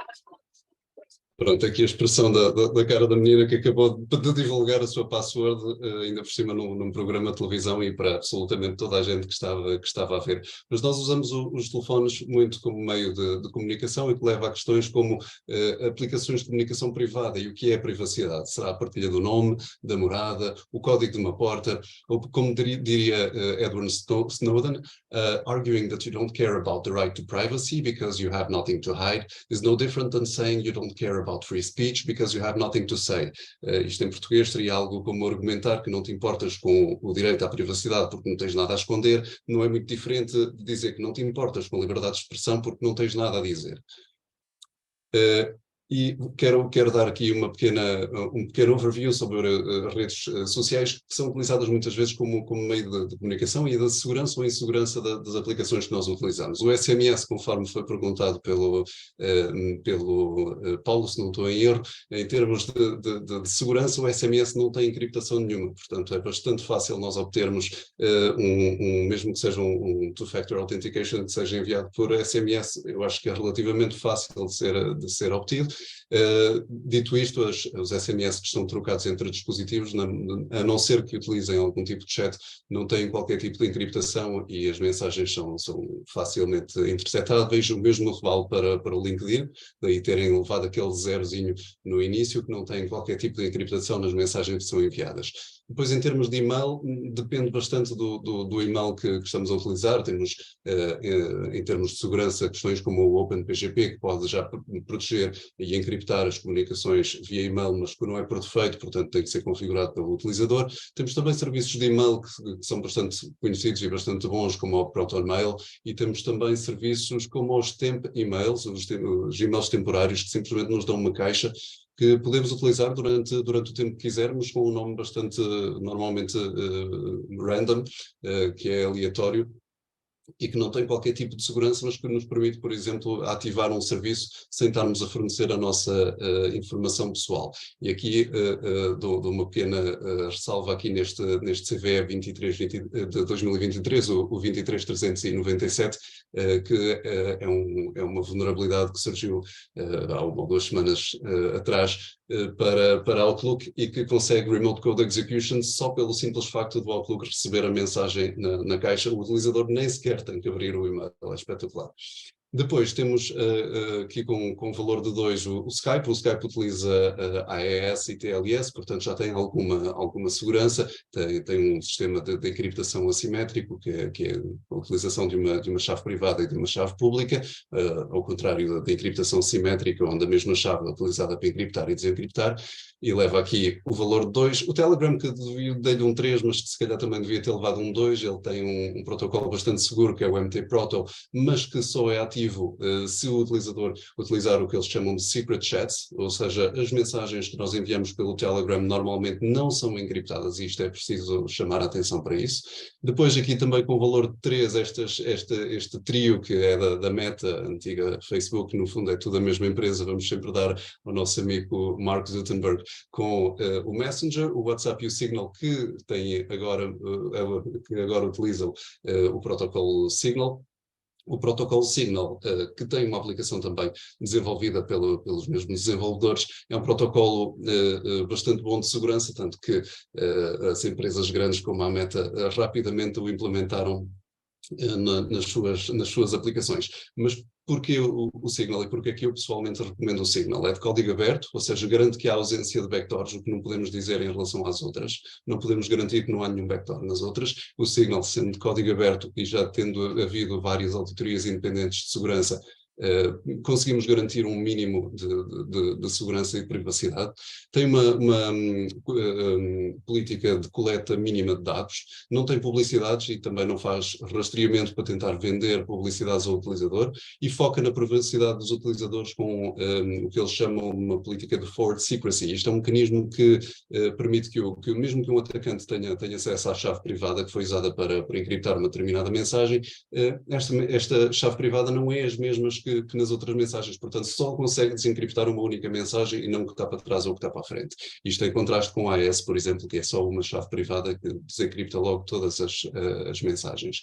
E também o fator temporal em que as mensagens desaparecem e só ficam visíveis durante um certo espaço de tempo. Dito isto, podemos sempre ter alguém que se passa no nosso caminho e que é menos bem intencionado. E esta pessoa nós todos sabemos, e um dos grandes ataques que esta pessoa pode fazer são ataques do tipo man in the middle, que já foram falados também por outros oradores, e que é um ataque bastante perigoso. Eu vou também mencionar alguns outros, mas este era o que eu queria focar. É um tipo de ataque onde o atacante intercepta a comunicação e permite monitorizar, manipular ou injetar novos dados. Nesta comunicação, por exemplo, poderíamos redirecionar o utilizador para um site malicioso, um site que é uma cópia exata, e há mecanismos que fazem tudo por nós, copiam o site e é só trocarmos algumas coisinhas e fornecermos ao utilizador. E pode permitir o acesso a informação pessoal, pode ocorrer em vários tipos de comunicações, daí também a importância dos nossos meios de comunicação que escolhemos, e é também um dos grandes perigos da partilha de senha do Wi-Fi e também da utilização de redes públicas e abertas, além dos perigos do IoT, como já foi referido pelo colega José. O cenário mais típico será aqui o Mallory entre a Alice e o Bob. A Alice e o Bob são sempre as vítimas. Para quem estuda um bocadinho de cibersegurança já conhece bem a Alice e o Bob, e que no fundo aqui o atacante faz-se passar pela Alice enganando o Bob através do ponto de acesso. Em termos específicos, quando nós recebemos um e-mail e para termos algum cuidado mínimo, isto é mesmo daquelas questões básicas, eu não podia fazer um webinar sobre cibersegurança sem falar sobre a atenção que é preciso ter aos e-mails que recebemos. A primeira coisa é que não dá para nos livrarmos da gordura de forma fácil. Esqueçam lá isso, é impossível. Outra coisa é que quando diz claramente que é spam, provavelmente foi identificado como spam, provavelmente é spam. Quando há outros pequenos detalhes, tenham sempre a atenção de onde é que vem e para onde é que vai o e-mail. Claramente um e-mail que não é dirigido diretamente a nós não é certamente coisa boa, e para os utilizadores um bocadinho mais avançados vejam a source e conseguem ter acesso a mais alguma informação sem ser aquela que está estritamente no cabeçalho. Em termos do atacante, este vai sempre ter um passo à frente mesmo com a utilização da HTTPS, por exemplo. Isto focando em ataques do tipo man in the middle, que são uma grande preocupação, sem dúvida, para os administradores, mas há outros tipos de ataque, como o phishing, que são e-mails essencialmente que levam a sites fraudulentos, podem enganar indivíduos e obrigá-los, entre aspas, a fornecer informações. Temos malwares, que também já foram mencionados, ataques do tipo negação de serviço e negação de serviço distribuída, que visam sobrecarregar uma determinada rede, os ataques man in the middle, que eu acabei de focar, mas temos outros, como a injeção de código SQL, ataques de cross-site scripting, ataques de senha, onde tentamos por força bruta ou por ataques com meio dicionário ou ainda engenharia social, obter as senhas para um determinado login. E depois temos algumas ameaças mais persistentes, que são normalmente levadas a cabo por pessoas mais habilidosas e que visam ter acesso mais por um determinado período mais prolongado. Existem ainda ataques do tipo Zero Day. Os Zero Day são os que vêm normalmente nas notícias, exploram vulnerabilidades em software ou hardware que são desconhecidos do fabricante ou do fornecedor e, portanto, é difícil de nós conseguirmos corrigir uma vulnerabilidade que nós não sabemos que está lá. E há ainda ataques do tipo ataques de escuta, onde a comunicação entre duas partes é interceptada. Isto do ponto de vista do administrador é tudo bastante difícil porque nos ligamos muitas vezes pelo mesmo sinal, pelo mesmo access point e pelo mesmo router. Em termos de proteção básica de dispositivos, o que é que podemos fazer? E como já foi referido por alguns dos outros oradores, podemos utilizar senhas fortes, pelo menos 12 caracteres com letras, números e símbolos, por favor. Se tiverem dificuldade, porque é uma pergunta que eu tenho recorrentemente, utilizem os gestores de senhas. Há o LastPass, há o KeepPass, há imensos. Eu pessoalmente utilizo simplesmente o do Firefox. Acho que o do Firefox chega para todas as minhas necessidades, tendo em atenção, claro, de colocar uma senha mestra bastante forte para evitar que qualquer pessoa que tenha acesso ao dispositivo depois tenha acesso às senhas e encriptar os dispositivos. Claro, os próprios discos rígidos e os próprios telemóveis podem ser encriptados de raiz para, se alguém tiver acesso ao dispositivo, não ter acesso à informação que lá está. Utilizar múltiplos fatores de autenticação, mas para o mero mortal, como estávamos a falar, pelo menos um Two-Factor Authenticator, e aqui temos empresas como a i7 que têm soluções muito boas, ou o Google Authenticator, entre muitos outros que outros oradores também mencionaram. Não esquecer a questão dos updates, manter o software atualizado e ter backups, porque não é uma questão de quando, de se vamos ser hackeados, é uma questão de quando é que vamos ser hackeados e temos que ter um plano de contingência para pôr em marcha quando tal acontecer. Temos a questão da comunicação, ter atenção aos e-mails, isto nunca é demais ressalvar, porque os e-mails são efetivamente um vetor de ataque muito, muito grande. O remetente, o destinatário, os links, fazer hover nos links, ou seja, ir com o rato para cima dos links sem clicar, ver primeiro para onde é que vai aparecer normalmente no canto inferior esquerdo, para onde é que vai se o carregar, ter atenção a esses pequenos detalhes e à privacidade das aplicações que nós utilizamos, ter um bom software de antivírus, conforme já foi referido. Eu pessoalmente, e quem me conhece sabe que eu trabalho com a E7 já há muitos anos, porque gosto muito da solução que têm providenciado e tenho sentido que até mesmo não apenas em termos pessoais, mas até mesmo nas empresas onde eu tenho aplicado soluções da E7, vejo notoriamente que estão melhor protegidas.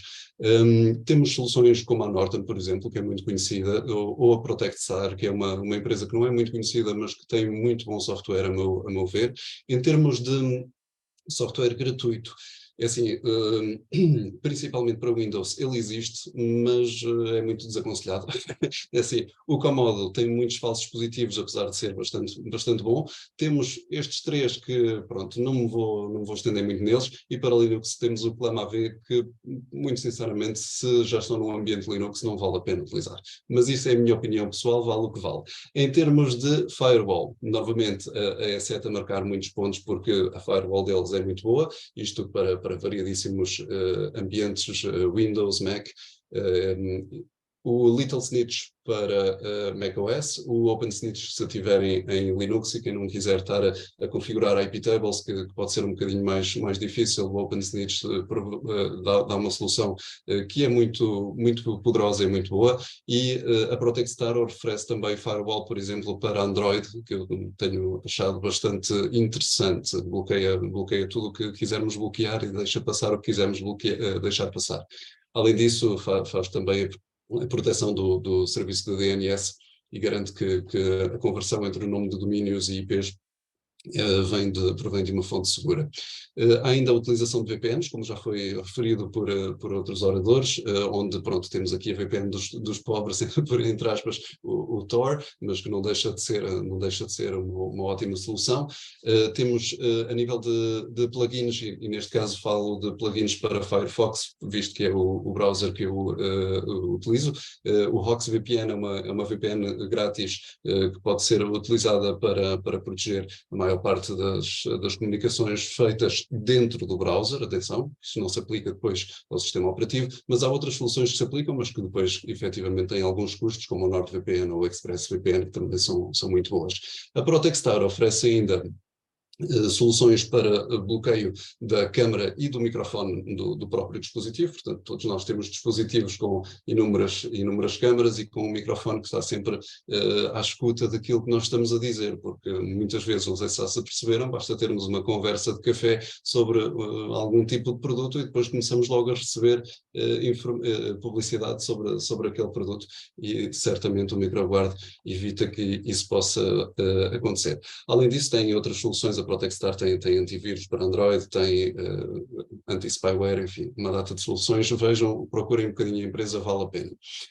Para terminar, em termos de plugins para Firefox, aconselho pelo menos o Adblock, que é muito bom para bloquear tudo que seja publicidade, peço desculpa, e também scripts que possam advir da publicidade ficam imediatamente bloqueados pelo Adblock. Utilizar HTTPS Everywhere, força a que seja, não é uma silver bullet, mas força a que todo o tráfego passe a ser HTTPS. O Location Guard, o WebRTC Leak Shield, enfim, são alguns dos plugins que eu aconselho a instalarem. E se a política de Bring Your Own Device não for possível e tiverem mesmo que utilizar um computador público ou um dispositivo público, o que eu desaconselho, assim mesmo pela hora da morte, utilizem uma private window e não me venham dizer depois que se esqueceram de fazer logout porque estavam numa janela normal num computador partilhado. Não é? Isso é daquelas coisas básicas, mas que é preciso terem atenção. Os utilizadores avançados podem efetivamente escolher um sistema operativo um bocadinho pronto, que tem a questão da defesa e da segurança implementada desde a raiz, o GNU Linux, e eu pessoalmente sou um utilizador de Arch, especificamente de Manjaro, para quem quiser ver um bocadinho mais sobre Linux. Utilizar a firewall em modo interativo é um bocadinho chato ao início, principalmente porque vai estar sempre a perguntar isto pode, aquilo não pode, mas ao fim de algum tempo de treino, a firewall em modo interativo garante que qualquer comunicação que seja feita, que saia fora dos parâmetros normais, vai ser mostrada ao utilizador e ter efetivamente como regra que se eu não fizer nada, se eu não disser nada ou não estiver a olhar para o ecrã naquele momento, a comunicação é negada. E finalmente, voltando aqui aos plugins para Firefox, utilização de NoScript, isto também só para utilizadores avançados, que é um plugin que bloqueia tudo que seja scripts, todo o JavaScript passa a ser bloqueado, e depois podemos ir deixando passar alguns ou parte dos scripts de um site, e é impressionante a quantidade de sites que nós conseguimos que funcionem bem, sem perder funcionalidade nenhuma e bloqueando quase 90% dos scripts que estão a ser carregados. Fred, podia só um bocadinho mais de acelerar, faz favor. Estou mesmo a terminar isto para dizer que pronto, estamos todos ligados por uma nuvenzinha, e que pronto, enquanto estivermos todos ligados na mesma nuvem, há sempre um vetor de ataque que pode ser utilizado, e não esquecer que esta nuvenzinha está no fundo ali bem pequenina, e que temos muito por onde atacar e por onde proteger. Portanto, é um bocadinho o foco do webinar. Eu espero que tenha sido do vosso agrado. Gostaria de agradecer a este GO e também ao Politécnico de Coimbra, à Universidade de Coimbra também, e o convite, e deixar à vossa disposição algumas perguntas que tenham para fazer. Ok, muito obrigado nós pela apresentação. Deu-nos aí uma data de soluções informáticas que se calhar alguns de nós anotaram, eu anotei e vou investigar. Enfim, na prática não estou a utilizar nada de forma correta. Espetacular. Ok, de modo que então passemos então agora a dúvidas que possam existir entre os participantes. Relembrar que no final poderão, se necessário, fazer perguntas a algum dos outros participantes, mas neste momento agora estamos a focar na apresentação do Fred. Enfim, deixe-me só aqui espreitar no Facebook, também havia pessoas ligadas pelo Facebook. Pronto, não há nenhuma dúvida no Facebook. Pronto, não havendo perguntas, pronto, eu tenho uma pergunta, enfim, na prática é mais uma provocação do que uma pergunta, que tem a ver com algo que está constantemente a passar nas notícias, enfim, é mesmo uma provocação, que é ao nível do TikTok, que é alguma coisa de monstruoso deve ter, a partir do momento que os governos da maior parte dos países estão pura e simplesmente a proibir. Fred, matamos já o TikTok? É assim, eu pessoalmente acho que tem muito que ver com uma questão de capitalismo. Para ser muito sincero, acho que todas as redes sociais são um perigo, seja ela o TikTok ou o Instagram, acho que vai dar um bocadinho ao mesmo.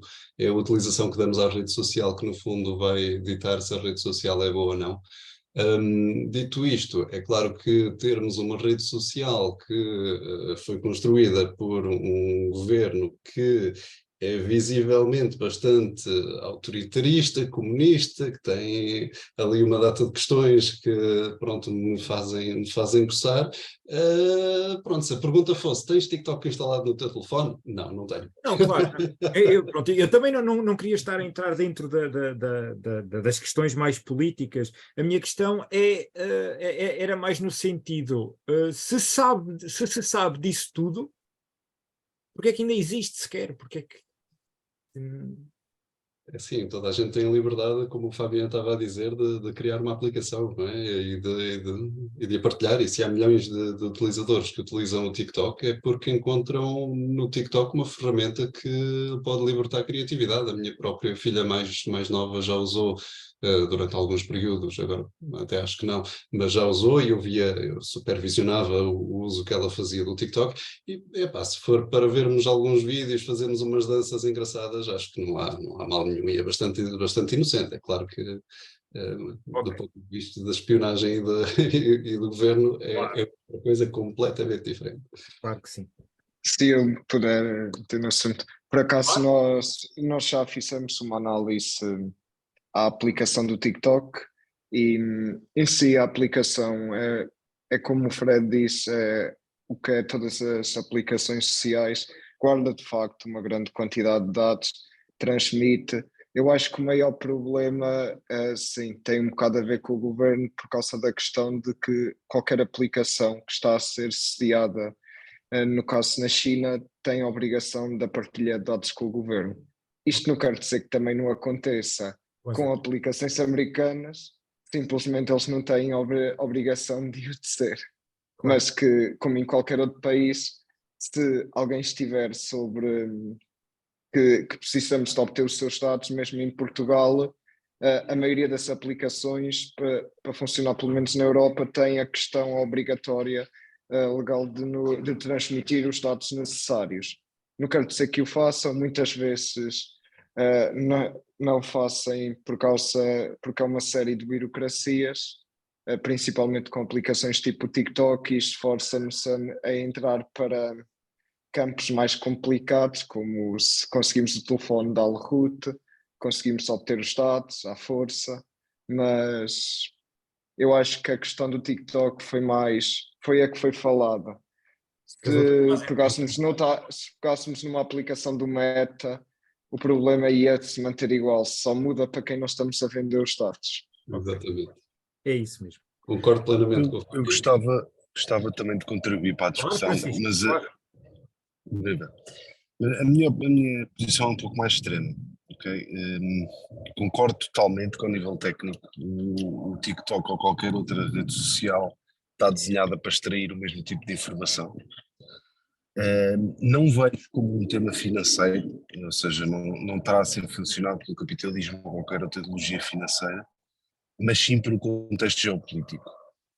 E no sentido oposto. Porque se, por um lado, o governo chinês é autoritarista, é verdade, infelizmente, e oprime muito a sua população e as pessoas que de alguma forma interagem com aquela sociedade, os restantes governos onde estão empresas que produzem esse tipo de tecnologias não são diferentes. Okay? Está que assumir. Foi referenciado, feita aqui uma quote do Snowden. O Snowden foi provavelmente um dos casos que mais provou isto, não é? Os próprios serviços secretos americanos foram expostos de uma forma como nunca antes, incluindo, provando que eles espiavam ativamente parceiros diplomáticos europeus. Por isso, o bloqueio que os governos estão a ter à aplicação é única e exclusivamente por razão política, mais nada. Não porque estão a proteger os cidadãos, não é por aí. É simplesmente porque querem fazer um braço de ferro com a China. E ponto final. Não há qualquer diferença tecnológica, e mesmo a espionagem com todas as suas caras que pode ter, patrocinada por este tipo de aplicações, eu não acredito sinceramente que será a diferença, que haverá alguma diferença se for originada na China, nos Estados Unidos, na Dinamarca, na Rússia ou em Portugal, se houvesse. Ok, é assim, não sei se há mais perguntas. Obrigado, Francisco, também pela intervenção. É assim, não havendo mais perguntas, no Facebook foi feita não propriamente uma pergunta, mas uma quase que provocação, que era saber se a ESTGO estaria disponível, a ESTGO, enfim, neste caso, se havia disponibilidade para a ESTGO apoiar, ajudar as juntas de freguesia do Conselho, imagino eu do Conselho, para implementar sistemas de IoT. Enfim, eu creio que à partida poderá ser algo que seja colocado à direção da escola, enfim, já não sou eu a dizer que é este gosto está ou não.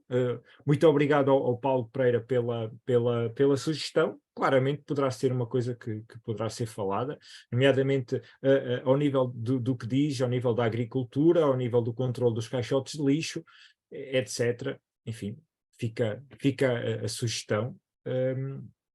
Dizer também que terminada a sessão vai ficar disponível no YouTube, enfim, se quiserem mais tarde andar a investigar todas as soluções que foram apresentadas pelos vários participantes e todos os termos que às vezes foram ditos um bocado rápido e nós não tivemos tempo de acompanhar. Eu claramente vou ver algumas coisas que aqui escrevi para investigar.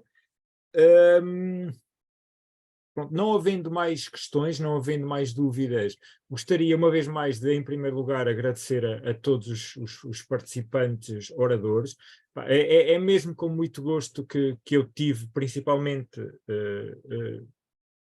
o facto de serem pessoas que, de certa maneira, fazem parte da família, né? Quer enquanto alunos, antigos alunos, quer enquanto docentes. Claramente, acho que foi uma iniciativa que nós já devíamos ter começado mais cedo. Começámos, pronto, custa é começar. Espero bem que consigamos, claramente não será uma vez por mês, mas esperemos que conseguir fazer mais vezes.